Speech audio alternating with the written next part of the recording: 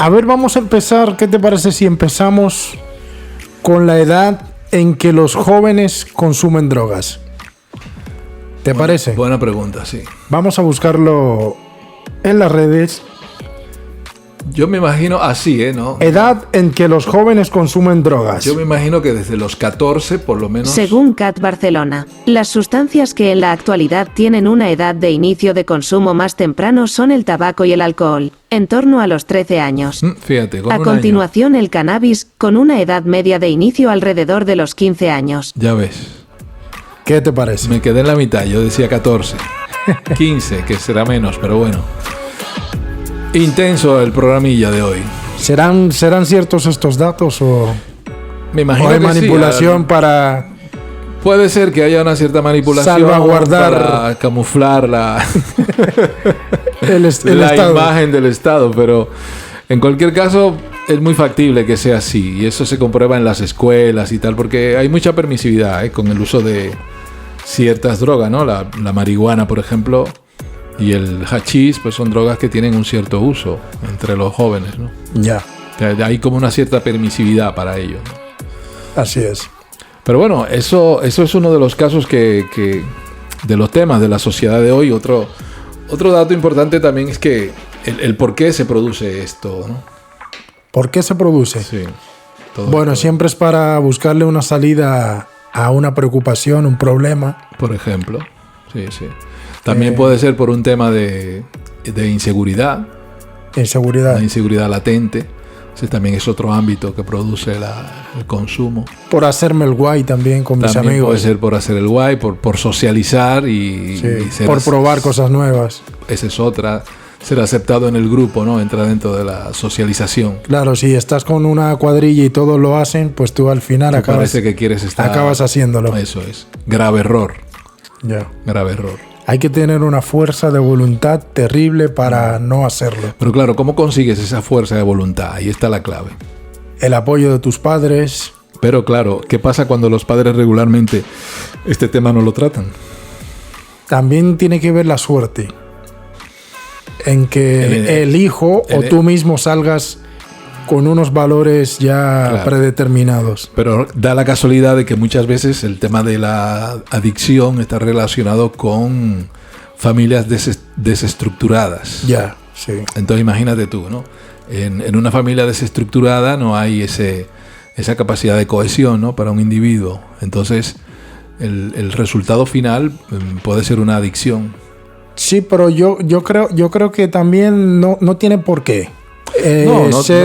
Con las familias desestructuradas. Pero es un agravante. Pero sí, puede ser un agravante, pero no tiene por qué, porque, por ejemplo, yo vine a consumir sustancias raras cuando vine aquí y soy de una familia desestructurada. Mis padres se divorciaron, pero no fue por eso que yo consumí. ¿Me entiendes? ¿Cuál sería tu caso dentro de lo que hemos hablado? Mi caso fue por probar, por hacerme el guay, por estar en el ambiente, por... ser aceptado. Por ir con la corriente. Especial. Con la corriente. Una cierta... ¿Cómo decirlo? Una cierta contracorriente, más bien. O con la corriente. La corriente. O la corriente de lo que se estaba haciendo. Lo que se está haciendo, claro. Lo que hace la manada, pues tú lo haces. Eso es. Y tú pruebas. Y al final de tanto prueba, tú un día terminas probando. Sí. Ahí está la clave en cómo no llegar a probar, que eso es más difícil, ¿no? Yo también viví ese caso, ¿no? Porque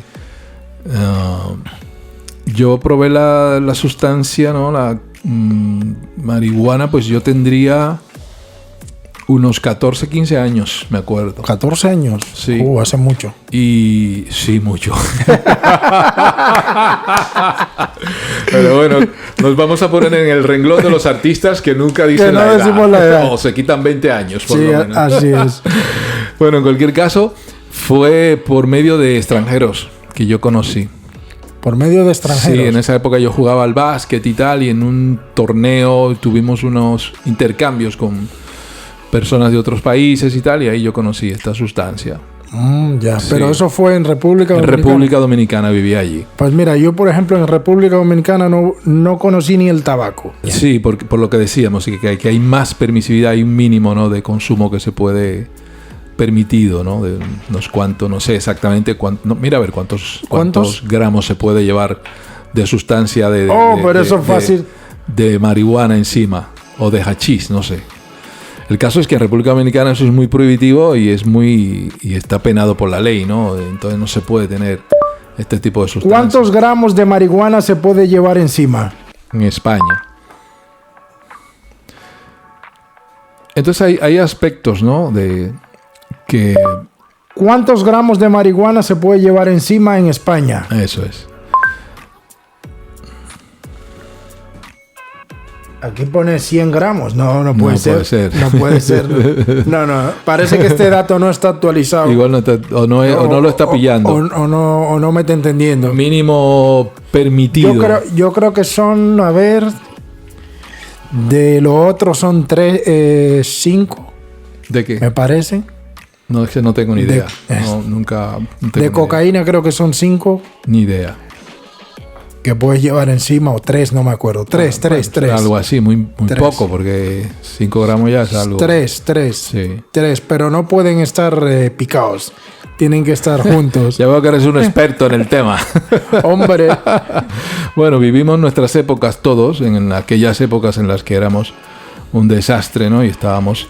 Bueno, pues vivíamos un poco, como decía ese texto, ¿no? Vivíamos en rebelión. Y esa es un poco la clave, ¿no? La rebeldía, ¿no? El negar de alguna manera la realidad, porque es por ahí por donde se empieza, ¿no? Con el tema de la sustancia y la adicción, ¿no? Ya. Cuando quieres negar, ¿no? Pues regularmente, por ejemplo, cuando se ha vivido una situación traumática, ¿no? Imagínate que de niño, pues entre los 5, 7, 10 años, pues cualquier situación traumática que vivas ahí, ¿no? Un divorcio, una muerte de algún familiar, una violación, por ejemplo, ¿no? O sea, abusos, cualquier tipo de situación como esta, dramática, puede desembocar más adelante en una adicción, ¿no? Sí, claro. ¿Entiendes? Entonces, una de las claves para entender... Porque son inseguridades, ¿no? Las adicciones. Y también porque quieres de alguna manera, no quieres aceptar lo que has vivido.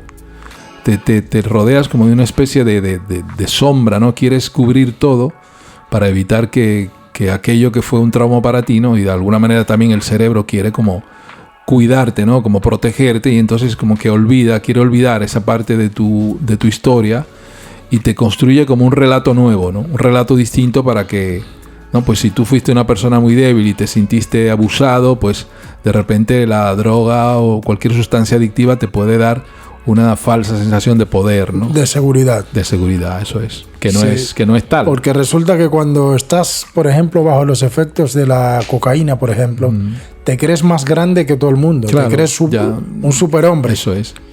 Si has vivido una situación traumática en la que te has sentido muy desprotegido, ¿no? Muchas veces, pues esas adicciones que se dan en el sexo, porque adicciones hay muchísimas. Tienes adicción al sexo, al trabajo, a los estupefacientes, al alcohol, a los videojuegos. Hay adicción a las consolas, ¿no? Las tragaperras, todo tipo de cosas son adicciones también, ¿no? El deporte, incluso a leer, qué sé yo. Todo lo que produce placer puede ser una adicción si se hace en exceso, ¿no? Sí. Entonces, lo que hace el cuerpo es como buscar una recompensa inmediata al dolor, ¿no? Entonces hay un momento dado en que el hecho de no querer afrontar de forma consciente la realidad, ¿no? De que tuviste, no sé, por decirlo, un abuso, ¿no? De niño, o tuviste un ataque o te agredieron, hace que la persona tenga como una especie de vía de escape, ¿no? Para gobernar esa situación. Y lo que se produce es un enmascaramiento, ¿no? De la realidad, una negación de la realidad. Y entonces esa persona entra en un ciclo, ¿no? Como una especie de bucle de búsqueda de placer en algo que está distorsionado. Así es. Bueno, nos vamos un momento a escuchar un par de canciones y ya regresamos. Ay, no te muevas de ahí. No te muevas. Hay un aspecto, ¿no? De lo que es la adicción, ¿no? Que vamos a hablar ahora. Y es esa parte de la adicción que tiene que ver con nuestra infancia, ¿no? Y cómo de alguna manera debemos ir a ese hecho que fue lo que nos creó el conflicto, ¿no? Y afrontarlo, ¿no? Pero claro, eso a veces se requiere de ayuda profesional, ¿no? Ya. Para poder entrar en ese nivel, ¿no? Entonces dice un psiquiatra muy importante, un tal Holder, que es un investigador también, trabajó mucho con la obra de Viktor Frankl. Es un psicólogo vienés que escribió un libro que se llamaba En busca del sentido, ¿no? Fue un hombre que estuvo en un campo de concentración, y en ese campo de concentración se dio cuenta de que las personas que tenían un porqué interior y una razón de ser interior tenían más capacidad de sobrevivir, ¿no? Ya. A la dura realidad que les tocaba vivir. Entonces, de alguna manera, la clave era afrontar el problema siendo realista y a la vez, pues, buscando en la mente, ¿no? las herramientas para poder aceptar la realidad, ¿no? Ya. Entonces, este hombre Holder, que estudió mucho a Viktor Frankl, decía que el cerebro no le importa si la recompensa de placer viene de sustancias o de hechos. Lo que le importa es el placer que provee. Eso al cerebro. Al cerebro. De ahí que muchas veces hay gente que está enganchada al azúcar, a los videojuegos, y el cerebro no distingue, ¿no? Entre los sí. vídeos X. Eso es la pornografía, entonces eso le da igual, o sea, la masturbación, cualquiera de estas locuras que tenemos en la sociedad contemporánea. El Mitchell se ríe. Pero es que lo que hay es una sociedad muy pornográfica hoy en día, la que se vive. Sociedad adicta. Adicta, y la pornografía es una adicción, ¿sabes? Que muy dura además. Y cuesta dinero también, y además que genera una serie de entornos muy nocivos y tóxicos, ¿no? Bueno, pues si ese hecho ocurre, pues el cerebro simplemente quiere el aspecto placentero que le produce, ¿no? Las hormonas que se mueven en este ámbito, ¿no? La ferromona, sí. La excitación que produce todo esto, ya sabes, ¿no? Si nos vamos a Google, ¿cuál te crees que es la droga más usada? La más usada. Sí. Te vas a sorprender. Incluye tabaco y alcohol. Droga. ¿Incluye tabaco y alcohol? Sí. Sí. Incluyendo tabaco y alcohol. La más usada. No sé, yo diría que es el tabaco, pero podría sorprenderme la cocaína. Porque a veces pasa que es así la vida, es extraña. ¿Cuál es la droga más usada? Fíjate, eso es Según un dato. Clínica Galatea. Según los datos ofrecidos por el Observatorio Nacional de Drogas en diciembre de 2018, las drogas consumidas de forma más frecuente en la actualidad son el alcohol, el tabaco y los medicamentos hipnosedantes y, entre las drogas ilegales, destaca el cannabis. O sea, la droga ilegal más usada es el cannabis. El cannabis. Pero La legal, las legales, tabaco, alcohol alcohol y tabaco. y somníferos. Y somníferos. No me extraña nada. No me extraña nada. ¿Qué te parece? Bueno, me parece un dato importante. Y en ese caso el problema que hay de la legalización o no de estas cosas, ¿no? No se sabe qué es mejor. Yo, desde luego, si me tengo que poner a favor, iría por legalizar. Porque es una forma de control siempre. No, pero legalizar es permitir. Y no estaríamos de acuerdo con que... Previo pago... Eso es como legalizar la eutanasia, es lo mismo. Ya, pero previo pago, por ejemplo, es mejor eso que en el caso de, por ejemplo, de Latinoamérica sería más deseable una legalización por el efecto social que produce todo esto en cuanto a la autodestrucción del entorno y de la... Entonces, sí, yo creo pero va más allá del que es mejor. Bueno, sino de que la sociedad no es una opinión. No debe de... No, claro, y mi opinión es otra. Eso es. Claro.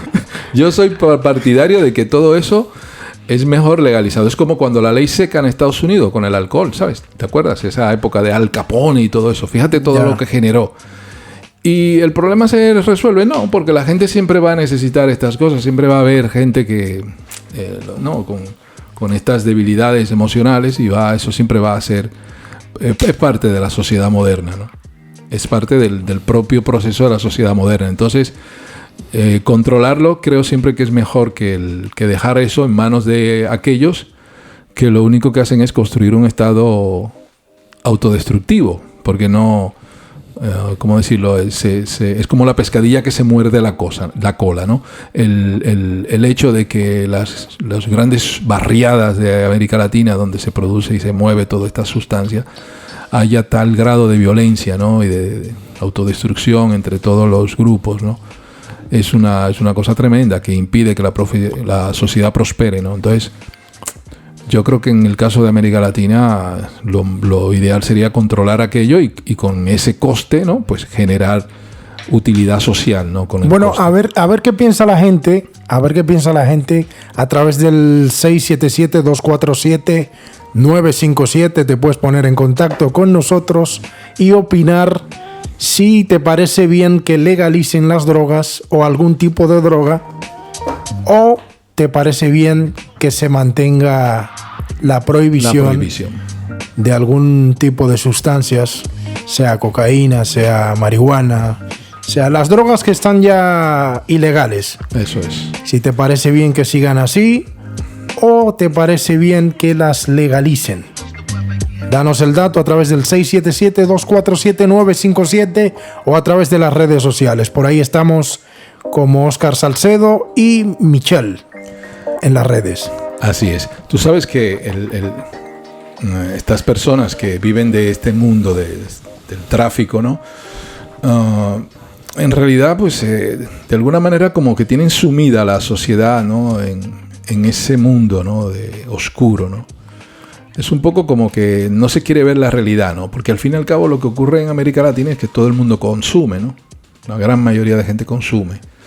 Entonces, ver la realidad... Consume todo el mundo. Eso es. Bueno, en se el está mundo, consumiendo drogas aquí. Eso es, en el mundo entero. El mundo entero. Eso es. Entonces, si todo el mundo consume, ¿dónde está cuál es la doble moral de esto, no? De que no se pueda consume el rico, legalizar. Consume el político, consume todo el mundazo. Eso es. Bueno, sí, es la verdad, es cierto. Pero la pregunta es, ¿dónde está la doble moral? La doble moral. De que, por un lado, no, es que parece que el problema no existe, y existe, porque es real. De hecho, yo he tenido la oportunidad de guiar y dirigir a personas con el problema de la adicción a las drogas, ¿no? A lo que es la heroína y la cocaína, ¿no? Y he visto el drama que eso supone, ¿no? Para una persona, y lo duro que es apartarse de ese gigante, ¿no? Es durísimo. Vamos a buscar un dato, a ver si Google nos actualiza. A ver, ¿en qué año quedó Navarra como ciudad donde más se consumía cocaína? Bueno, no la pone, no está actualizado, pero hay un dato que te comenté los otros días. Tenemos llamada, pero no puedo coger esta llamada. Sigue vale. Tú y... Hay un dato interesante, dice que para poder trabajar la adicción, ¿no? Uno tiene que abrirse a aceptar la realidad, ¿no? Ese es un dato importante, ¿no? Y yo diría más allá, yo diría que tanto la realidad personal de cada uno como la realidad social, ¿no? Entonces, bueno, yo siempre pongo el caso de América porque es el que conozco. Yo aquí nunca he tenido esa oportunidad, ¿no? Ya. Pero allá sé que el hecho de que los gobiernos no quieren abrirse a la realidad que se está viviendo, ¿no? Y se combate todo este tema de las adicciones de una manera violenta, de alguna manera agresiva, ¿no? O de una manera perniciosa, ¿no? Está afectando mucho la estructura social de todo el continente, ¿no? Luego también dice que en todo este proceso, ¿no? del enmascaramiento de la realidad que produce la droga, ¿no? Es como que uno debe tener esa capacidad en un momento dado de atreverse a afrontar aquello que te está impidiendo ver la realidad, ¿no? Si en ese pasado tuviste, ¿cómo decirlo? Hubo un trauma en tu vida, hubo un punto de giro en tu vida, en tu historia, ¿no? Que cambió el curso natural de tu película, de tu culebrón, de tu teatro o de tu saga. ¿Entiendes? De tu serie, como se dice hoy en día. Si hay algo que cambió eso, pues atreverte a ir a ese punto, ¿no? Ese momento en el que todo se torció, enfrentarte a ello con valor, tener valor, buscar herramientas para hacerlo, evidentemente, y enfrentarte a esa realidad y aprender a aceptar que la vida es así, que tiene a veces esos fallos, ¿no? Y que no tiene que ver con esa pregunta que muchos nos hacemos, ¿no? ¿Por qué a mí? ¿Por qué Dios ha permitido que me ocurra esto, ¿no?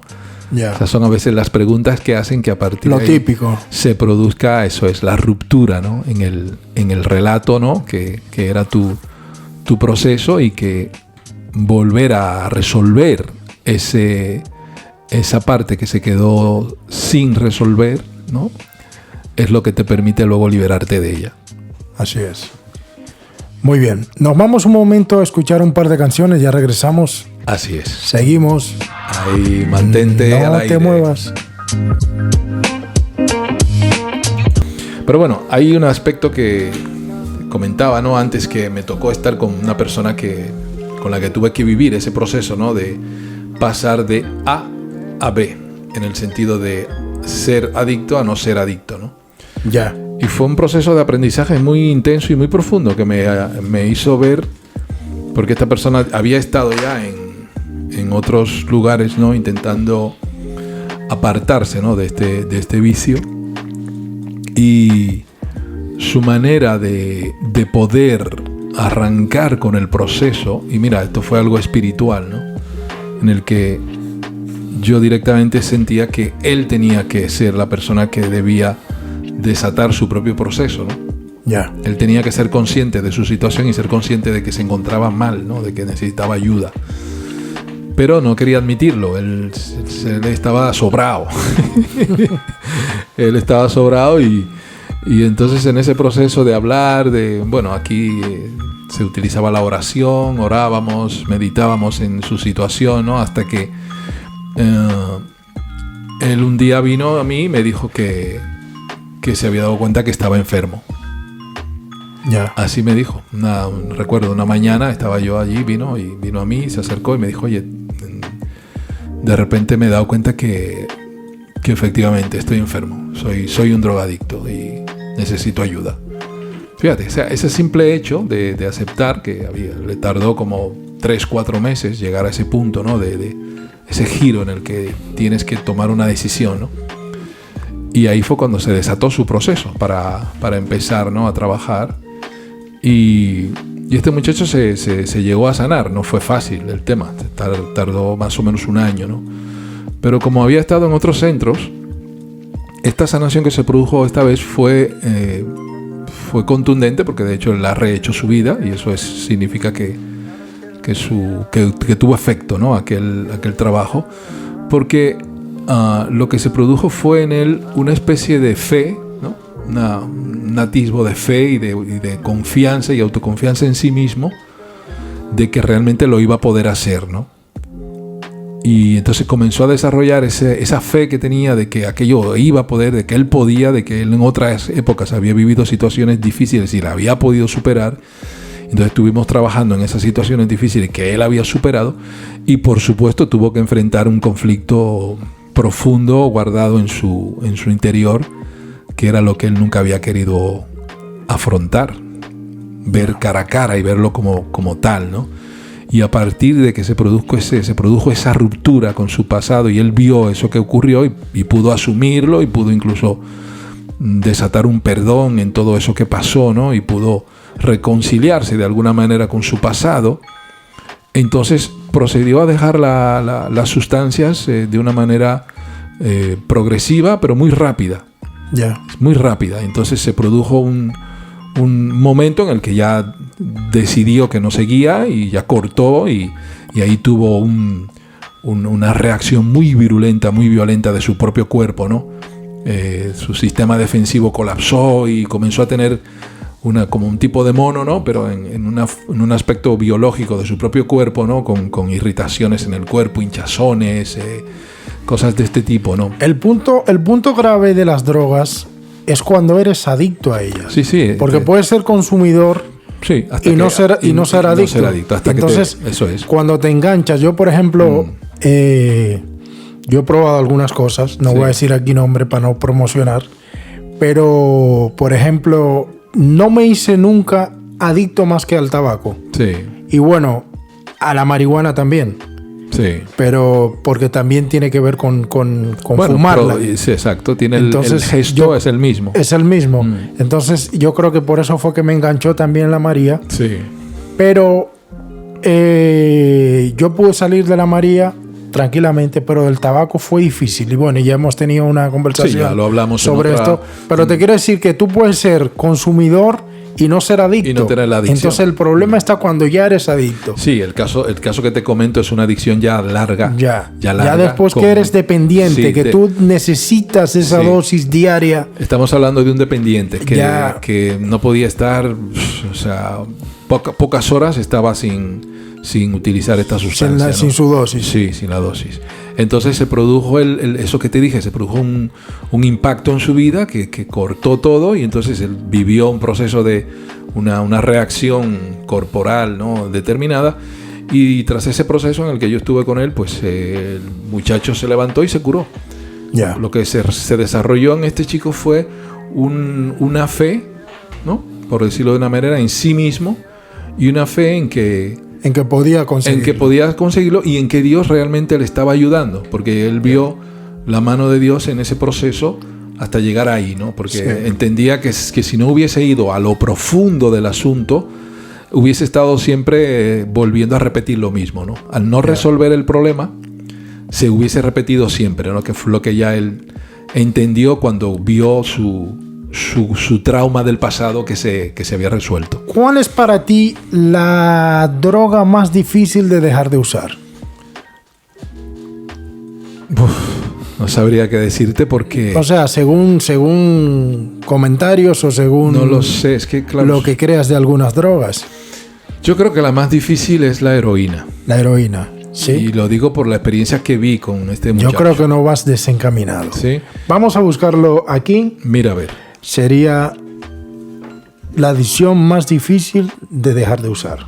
Mira, a ver. La adicción más difícil de dejar de usar. A continuación se ofrece información sobre la pregunta, ¿cuál es la droga más difícil de dejar? Según Centro Arbor, cocaína. Esta es otra de las drogas más adictivas y más difíciles de superar para quienes se someten a un tratamiento de rehabilitación. ¿Qué te parece? Puede ser, sí. Sí, puede ser. Puede ser.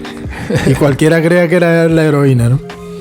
Sí, no sé. Pues la verdad coca... que como no entiendo mucho de ese tema, pero mira, es un buen dato saberlo. Sí, la vida... Y mira, la gente de la cocaína es como muy habitual en ciertos círculos, ¿no? De ciertos círculos sociales, ¿no? Sí, es la droga de los pijos. De la gente rica suele usar mucho. La droga de los pijos. Sí. Bueno, dice sobre la adicción, ¿no? Dice Carl Jung, que es un famoso psicólogo, que hasta que lo inconsciente se haga consciente, se repetirán los hechos. ¿Se repetirán los hechos? Hasta que lo inconsciente se haga consciente, aquello que te ha estado llevando se va a seguir repitiendo. Ya.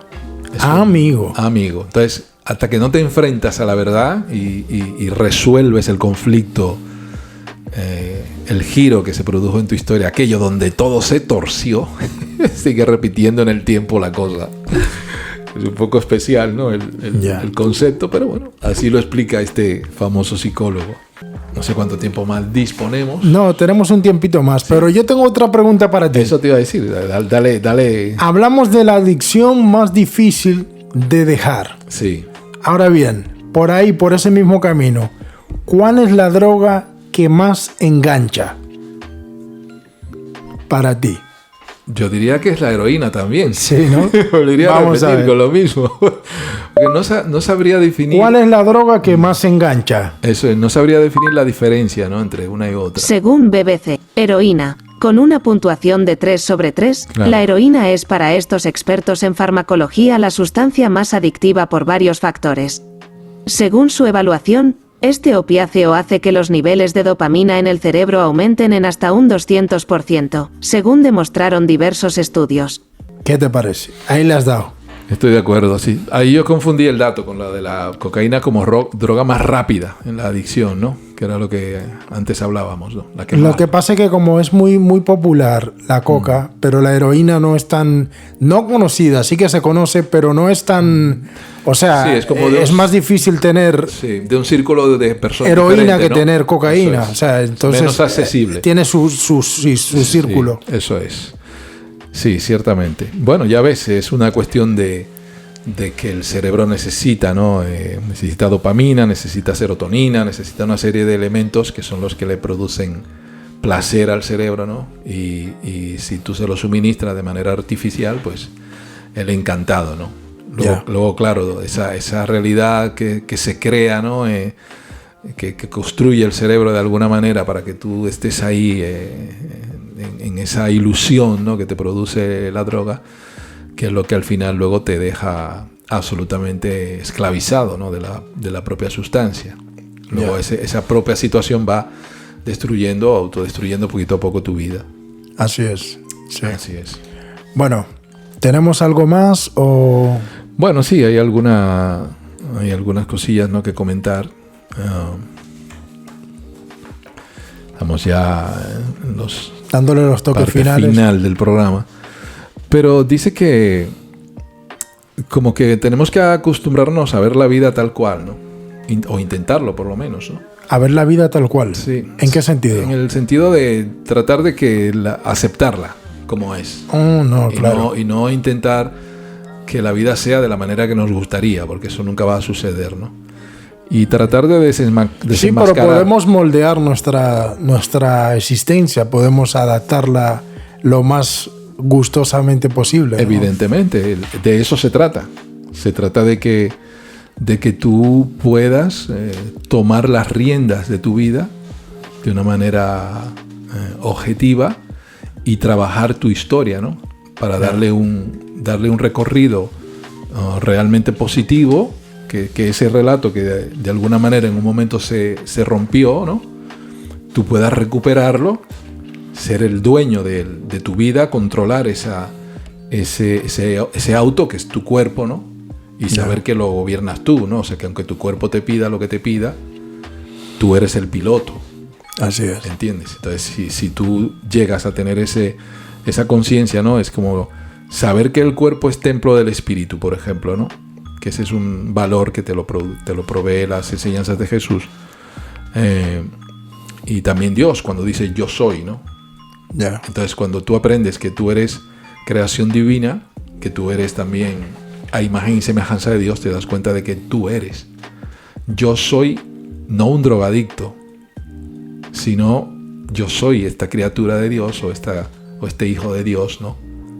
Y yo tengo el mismo carácter de Dios, o sea, yo puedo controlar mi vida, puedo ordenar mi vida de una manera lógica y que tenga un valor y un significado, ¿no? Así es. Y así no necesitas enmascarar la realidad, ponerle un filtro que tanto le gusta a la gente hoy en día para subirte ahí a internet y quedar, que esa es otra adicción, lo de las redes que no hemos hablado. Sí, también. Eso es, y quedar... y que está afectando mucho a los niños. Sí, el plasma. O sea, tú le quitas el móvil a un niño hoy te buscas un problemón. Se ve cada vídeo, por ejemplo, niños en aeropuertos o en aviones haciendo unos espectáculos increíbles, sí, quitarle el móvil, por quitarle dentro del avión, la droga, la heroína, la adicción. Es su droga. Sí. En fin, que como decías, ¿no? Como decíamos también que en ese proceso que yo vi con este muchacho, sí que aprendí que no hay nada imposible para Dios. Y esa fue una de las claves, ¿no? Para llevar con él adelante todo este cambio que se produjo en su vida, ¿no? Para apartarse de la adicción. Entonces, así que yo te recomiendo, ya para acabar, porque tenemos que acabar, ¿no? Este es un programa que podríamos estar aquí horas y horas. Pero el tiempo es el tiempo y es uno de los aspectos importantes. Las drogas te quitan el tiempo que tú podrías dedicar a cosas valiosísimas tuyas. Así es. Y pierdes el tiempo en algo que es absolutamente insustancial, irrelevante, mientras que podrías dedicar el tiempo a construir tu historia, a hacer libros, a crear arte, a ayudar a personas, a construir un mundo mejor, 1000 cosas que la droga te aparta de ello. Sí. Entonces, así es. mírate al espejo, obsérvate dentro, mira la situación que estás viviendo y di, yo soy, no un enfermo, sino primero hay que aceptar que se está enfermo, pero saber que yo soy este ciudadano, esta persona, y voy a hacerla, ¿no? No un esclavo de, ¿no? Sino que aceptas lo que eres para proceder a avanzar y ser un hombre libre, ¿no? Entonces, lo primero es eso, aceptarte y decir, yo soy este alcohólico, este heroinómano, este cocainómano, ¿no? Esta persona enganchada al tabaco, lo que sea, nicotinómano, como se llame, ¿no? Yo soy eso. No, yo no soy eso. Eso es lo que me han hecho creer, o eso es lo que yo tal vez me he creído, ¿no? Ya. Pero lo que por yo la soy, misma sustancia. eso es. O por las circunstancias que hayas vivido, ¿no? Pero lo que yo soy es que yo soy un ser humano y tengo todos los derechos y todo el poder en mí para ser libre, ¿no? Entonces tú vas a conducir tu historia y vas a adquirir la fortaleza, la fe, que es importante, y la voluntad para salir del problema. Afrontar el problema, ¿no? Y bueno, yo siempre digo que hacerlo acompañado, y si encima lo haces acompañado de las enseñanzas de Jesús, es una gran ayuda, porque imagínate, lleva 2000 años ayudando a personas a salir de situaciones tan duras como estas. Así es. Nos ha ayudado a nosotros y también te va a ayudar a ti si es que tú en un momento dado lo determinas. Así que con estas palabras lo dejo. Bien, pues 28 minutitos pasan de las 6 de la tarde. Acabamos ya por hoy, primer día de programa. Gracias por estar ahí. Gracias por escucharnos a través del descontrolurbano.com. Así es, y lo dejo con estas palabras que están en Lucas 1:37, que dicen, porque nada hay imposible para Dios. Chao, chao. Chao, chao. El descontrol urbano.